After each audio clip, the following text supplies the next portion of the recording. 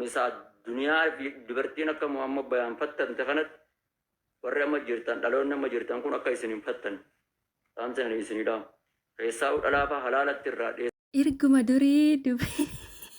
dhiirri qofti dubartii viidiyoo waraabbataa amma dubartoonni si shamarranis eegalanii jiru dhiirota viidiyoo waraabbachuu eegalanii jiru harki taraa walli qedan.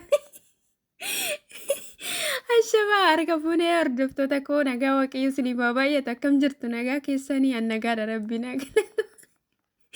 Xiqqoo shifataa jedhaa jedheetumanii siniin jedha baay'ee tokkoon kolfee siniin jedha hani dhugaa dubbachuudhaa fi hedduu tokkoon kolfee.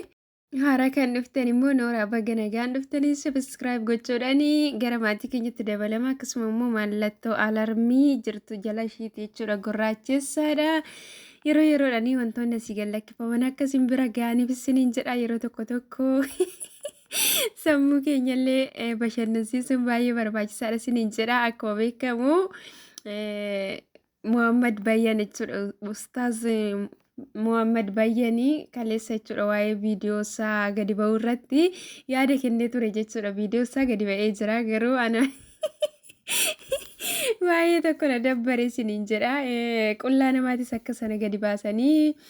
jechuunis xiqqoo namatti hin tolu siniin jedha obboloota koo xiqqoo ishii baay'ee namatti hin tolu siniin jedha akkuma naannoo keenya aadaa keenyatti illee kanaaf dhugaa hedduu tokkoon kolfessiniin jedha waa'ee jara kanaa waa'een jara kanaa hin dhumu ajandaa isaanii deddeebi'eetuma jira obboleessi kun jechuudha otuma viidiyoo isaanii kanarraa isinillee barachuuti dandeessa osuma kana booddee viidiyoo haasa'uun dirqama ta'a yoo ta'e warri shamarranii jechuudha akka booniyyee fa'aa kanatti waraabbadha lafa kaa'atoo gaafa isaan itti isin doorsisanii birrii nu ergaa isiniin jedhan birrii kuma ammanaa nu erga gaafa isiniin jedhanii anis nan qabaa jettanii lut gootanii gadi baaftu isiniin jedhan.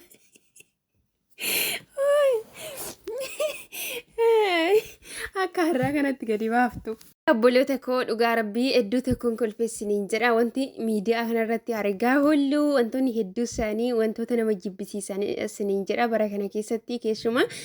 waaqayyo uumaan keenya ogummaa yoo nuu kenne malee gaa'illi bara kana miidiyaa dhumarratti ijaarama miidiyaa dhumarratti diigama namni safuus gallakkisee jira beekamtii qofadha jechuudha kan inni barbaadu namni kuni barsiisadha jechuudha amantaa isaa keessatti namoota hedduu barsiisee mucayyoo kanallee karuma barumsaatiin jechuudha kan isaa walitti dhufanii haa ta'u malee yeroo hammaa kanatti duraanii viidiyoon kan mucayyoo gadi ba'ee ture amma samuuna kanallee kan mucayyoollee viidiyoo haaraa kanan biraa gadi baasanii jiru siniin jedha asumaanii obboloonni keenya gola hormaa keessa kan jirtanii heerumuu barbaaddu yoo ta'e jechuudha hojii hojjechaa jirtan dhaaba galaatoo heerumaa jechuudha akka kanatti of salphisuurraa akkasuma immoo namoota kaanillee salphisuurra jechuudha maaliif namoonni hedduun jaalala keessa gaafa galanii miira isaanii to'achuutii hin danda'a waan ta'eef dubartoonni illee akkasumallee dhiironni illee gama amantaa isaaniitiin illee baay'ee tokko lallaafuu baay'ee karaa irra caala dhiironni kan isaan gufatanii karaa dubartii ofii isaaniitiin jaalataniin jechuudha dubartii ofii isaaniitiin jaalatanii wajjin baay'eedhuma tokko kufanii cabu siniin jedha yoo ofiidha hin jaalanne ta'e malee shamarran immoo dhiirota akkasitti baay'isanii isaan jaalatanii isaan irratti of gatanii baay'eedhuma tokko miidhu siniin jedha mucayyoon kun itti gorte jechuudha ofiitti bakka kana booddee jira miti jireenya gadhiisii sichi bakka itti goraan roobaaf hin badaduu jedha oromoo gaafa mammaaku amma jechuudha nama kana namoota hedduudha kan inni barsiisee karaa barumsa amantaa isaatiin amma garuu jala deemanii yeroo itti qoosanii baay'ee tokko dhugaa rabbii namatti hin tolu yeroo tokko bakka namaaf hin taane bakka nama hin madaalle dhaabachuunis barbaachisaa miti siniin jedha kanaafiyyuu keessumaa dhugaa dubartoonni keenya tasgabbaatoo yoo jaalattanillee karuma seera qabeessanii gaa'ila keessanitti amanamoo taadha namoota argitan wajjinillee inaasa siniin jedha nama tokkicha nama qaamii yookiis immoo nama dhaabataa jireenya keenyaaf hin ta'a jettanii itti amantan yoo qabattanii maatii keessan beeksifattanii karaa sanaan yoo karoorfattanii adaraa keessan jireenya keessan irratti geemii hin taphatinaa siniin jedha mucayyoon kun amma dhugaa dubbachuudhaaf nama kanallee baay'ee tokko dogoggorsitee ofiishittifillee dogoggortee viidiyoo waraabanii amma immoo bakka qabbanaa'eera jedhamutti ajandaa isaa fuudhanii gadi baasanii ana baay'ee nama tokko na jibbisiise jechuudha. Viidiyicha argeetiin ture waanan jedhee dubbadhiyyuu Jala dubbadhiyyuu hin ka'u isiniin jedha obboloota koo akkaataadhuma naannoo aadaa nuti keessatti guddanne xiqqoo ishii beektanii safuu fi bakka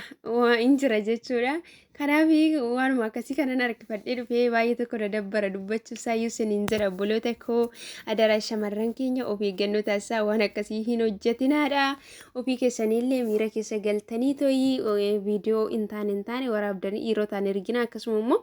yeroo dhiirota wajjin haasoftanii uffata keessanillee sirreeffadhaatoo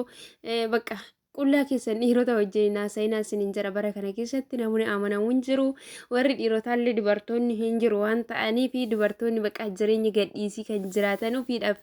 badanii nama biraallee balleessuu kan barbaadanii